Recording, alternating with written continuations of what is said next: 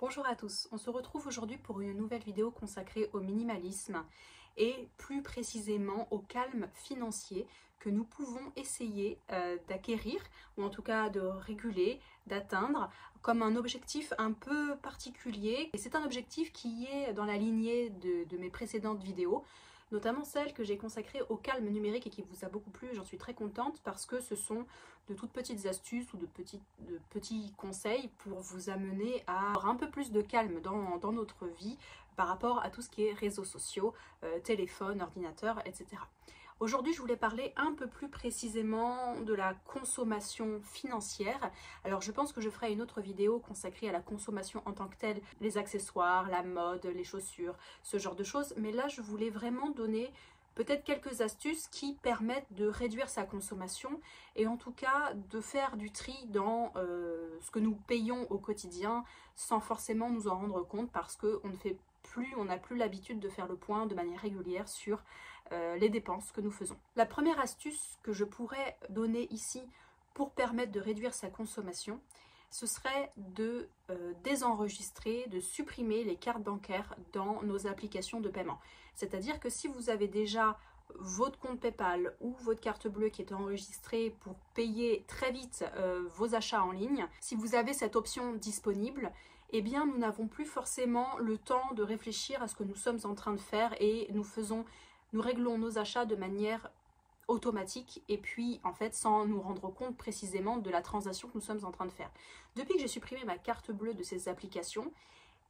il faut quand même le dire, hein, généralement les achats de ce type se font quand on est dans notre canapé ou dans notre lit, tard le soir, dans un moment d'ennui, ou quand on est en train de regarder un film, dont on est en train de scroller sur internet, on voit quelque chose qui nous plaît et forcément en fait on a une envie compulsive. Et puis on paye, en 2 clics c'est fait. Et de plus en plus d'ailleurs les applications de shopping simplifient les achats.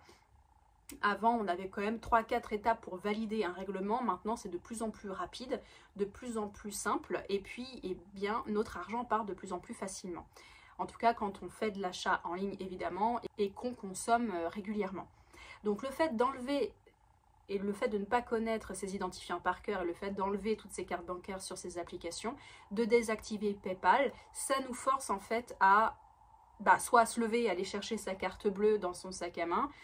soit à reporter l'achat le lendemain pour avoir le temps de régler ça en ligne. Et bizarrement, quand on a un effort à faire pour aller finaliser cet achat, une fois sur deux, on se rend compte que on n'a pas envie, on a la flemme et du coup on laisse tomber l'achat, ça reste dans le panier et puis finalement on finit par oublier et passer à autre chose. C'est une astuce que j'ai déjà donnée sur le canal Instagram et qui s'est avérée un peu payante pour les personnes qui l'ont mise en place et c'est vrai qu'une fois sur deux l'achat compulsif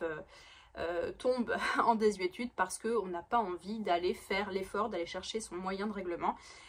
Et voilà, donc on laisse tomber. Donc ça peut être une astuce assez intéressante si vous êtes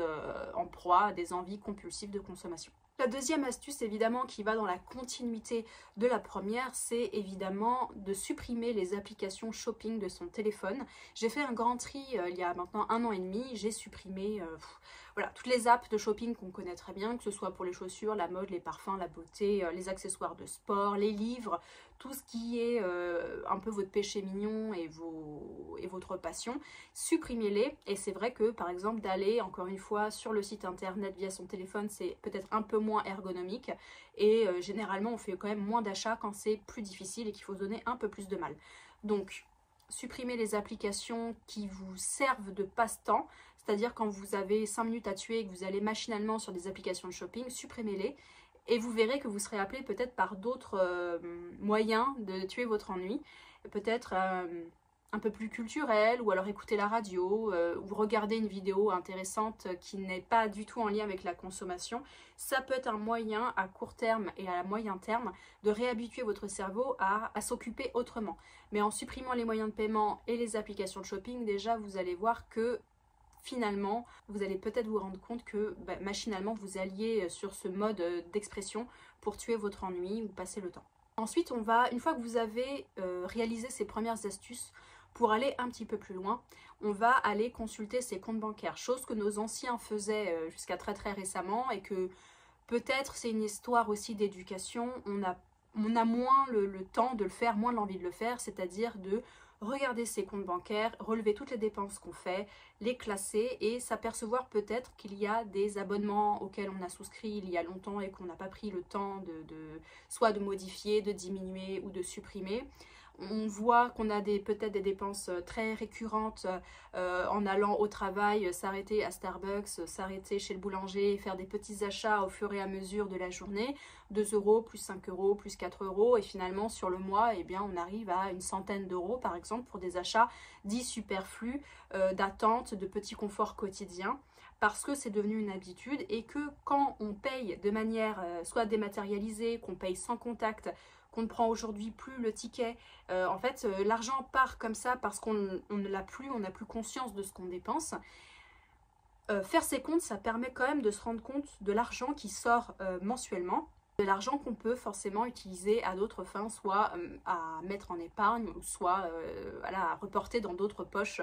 d'objectifs peut-être plus intéressants. Donc faire ses comptes, reprendre cette habitude peut-être une fois par mois de regarder, pas besoin de prendre son tableur Excel et de faire des calculs compliqués, mais de regarder, déjà de vérifier les sommes qui disparaissent de notre compte, vérifier que vos abonnements soient les bons, qu'il n'y ait pas de surplus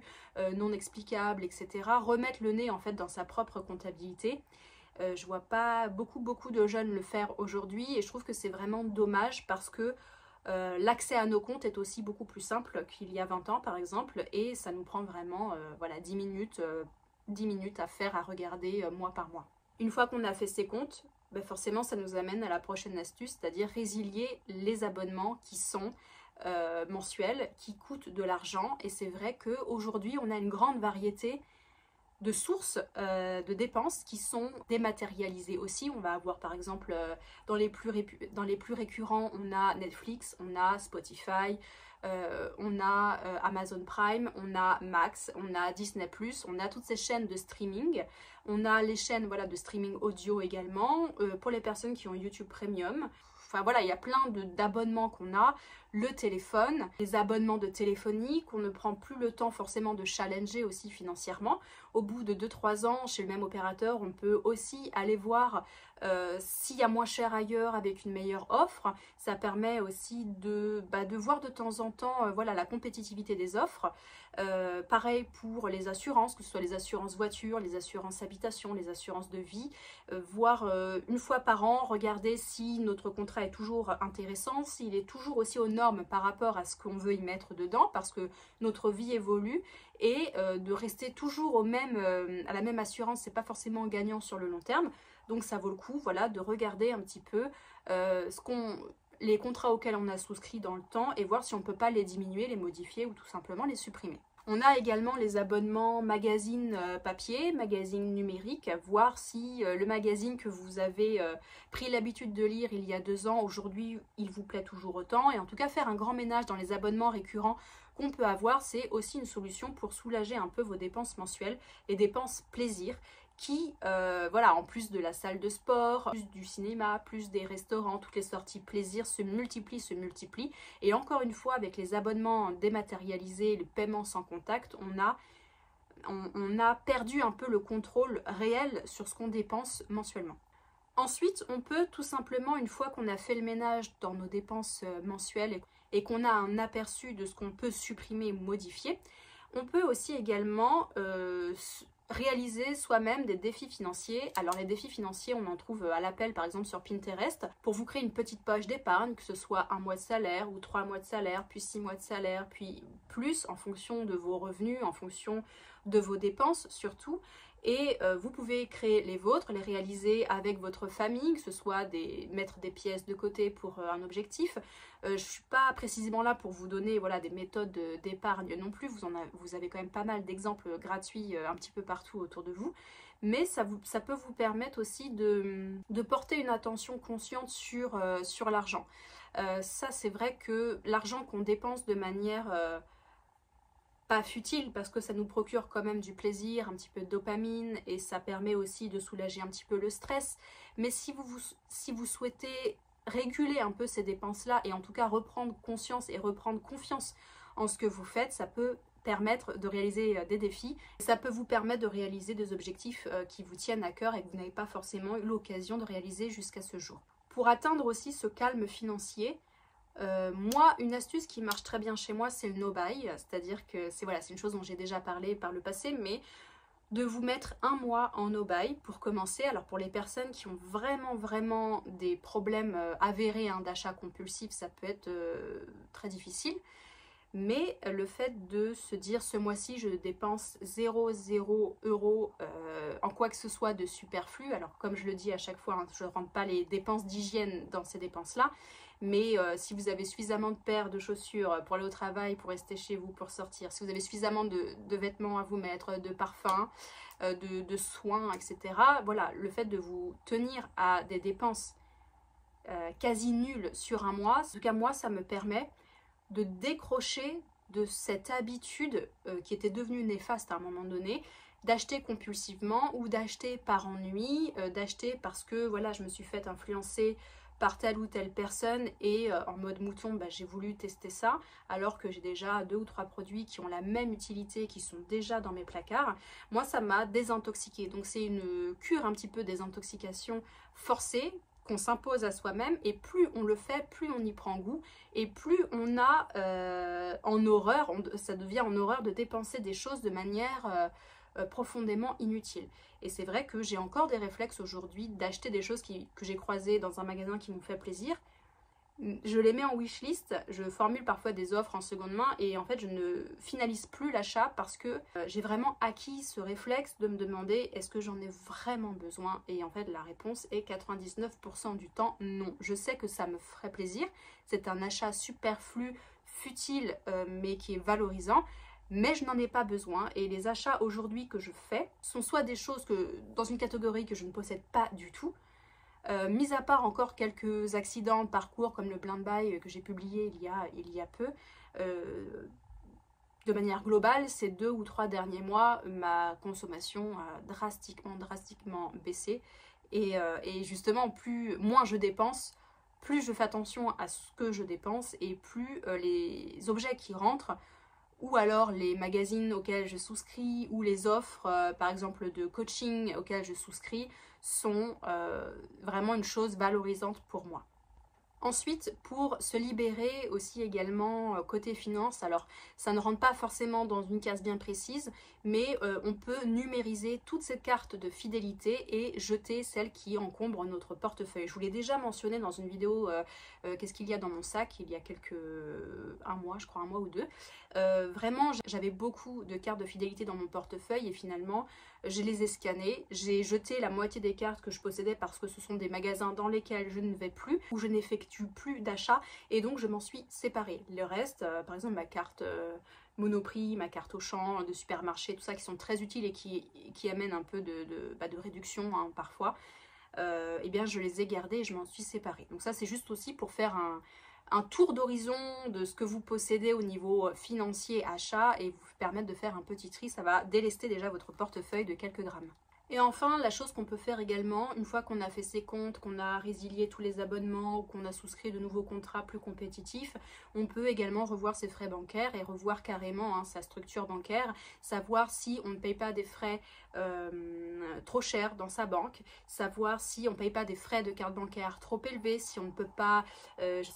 changer sa carte bleue parce que finalement celle qu'on utilise génère des frais, et finalement si vous n'êtes pas sans arrêt à l'étranger, que vous ne voyagez pas à l'international dans l'année, peut-être que ça ne vaut pas forcément le coup de payer des frais au quotidien plus importants, et du coup de changer de formule de carte bleue, ou changer aussi également de banque si vous avez des offres attractives ailleurs et que vous souhaitez, comme les contrats d'assurance, donner un coup de neuf à tout ça, et pouvoir rester un peu dans la compétitivité et ne pas stagner pendant 20 ans dans la même banque sans jamais faire des études de marché ailleurs, pour ne pas en fait rester dans des situations